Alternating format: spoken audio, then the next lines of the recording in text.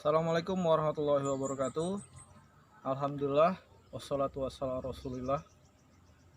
Satu-satunya wadah organisasi di sekolah untuk mencapai pembinaan dan pengembangan kesiswaan adalah organisasi siswa intrasekolah atau disingkat OSIS.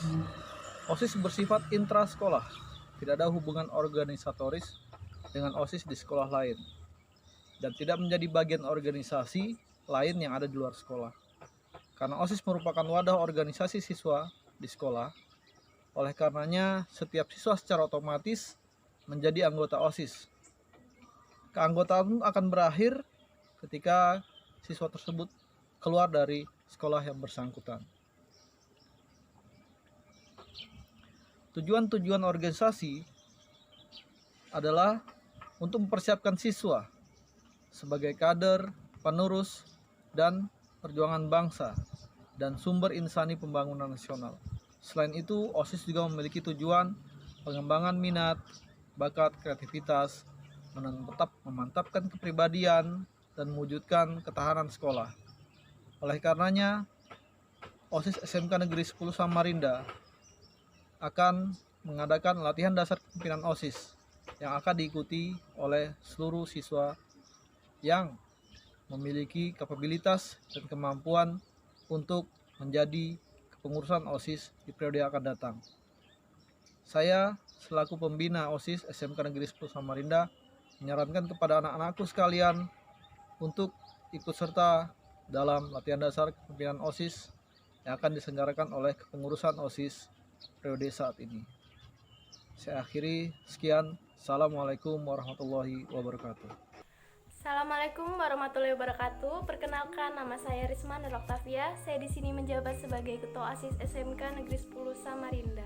Perkenalkan, nama saya Muhammad Hadi Saputra. Saya dari 11 TKJ. Saya di OSIS sebagai Wakil Ketua OSIS. Saya Desinta Anastasia, jabatan saya di OSIS sebagai Sekretaris. Saya Delvi Yasmin Andini, jabatan saya di OSIS sebagai Ketua Sikbid. Jadi saya di sini akan menjelaskan tentang OSIS. OSIS merupakan kependekan dari organisasi siswa intrasekolah, yang artinya organisasi ini dibentuk di dalam sekolah, beranggotakan siswa di sekolah, dibina oleh guru di sekolah, dan bekerja demi kebaikan sekolah.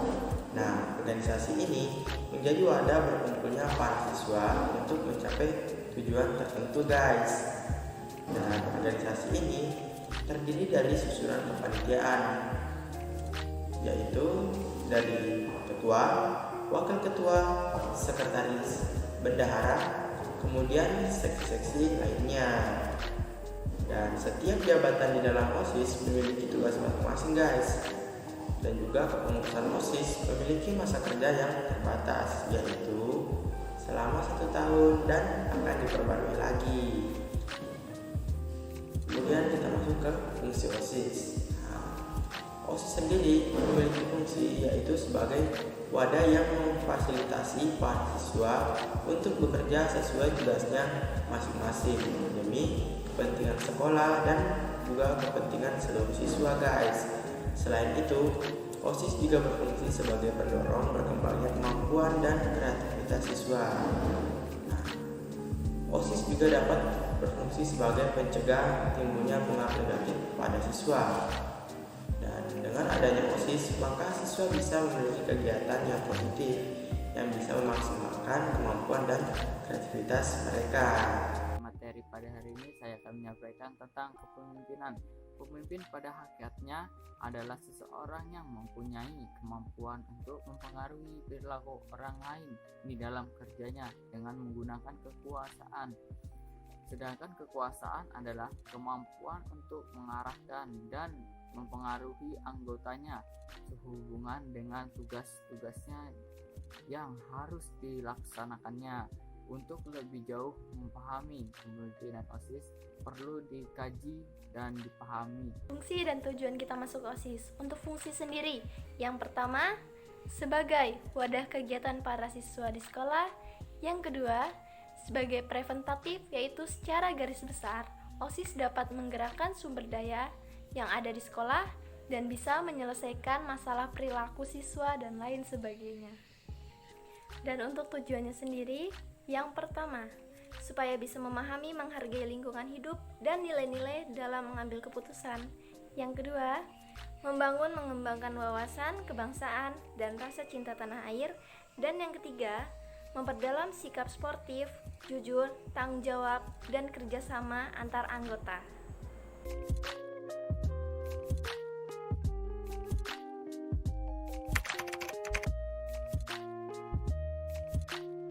Sebagai wadah organisasi yang ada di lingkungan sekolah. Sebagai penggerak atau motivator, untuk melaksanakan kegiatan-kegiatan yang berlangsung di sekolah, Melatih kemampuan berpikir, bekerja sama, dan public speaking. dapat menambah wawasan tentang organisasi, meningkatkan jiwa sosialisasi kita sendiri. Oke, di sini saya mau ngasih beberapa gambaran apa-apa aja sih kegiatan yang sudah pernah kami lakukan.